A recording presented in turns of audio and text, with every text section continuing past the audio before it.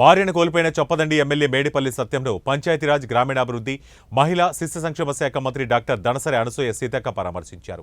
ఆల్వాల్ పరిధిలో పంచశీల కాలనీలోని ఎమ్మెల్యే సత్యం నివాసానికి చేరుకున్న సీతక్క సత్యం సతీమణి రూపాదేవి చిత్రపటానికి పూలమాల వేసి నివాళులర్పించారు. మంత్రి సీతక్కను చూసి రూపాదేవి తల్లి బోరున విలిపించారు. తల్లిని కోల్పోయిన పిల్లలను సీతక్క ఓదార్చారు. ఎమ్మెల్యే సత్యం కుటుంబ సభ్యులకు ధైర్యం చెప్పారు. ఈ క్లిష్ట సమయంలో సత్యం కుటుంబానికి మనోధైర్యం ప్రసాదించాలని భగవంతుని ప్రార్థించారు.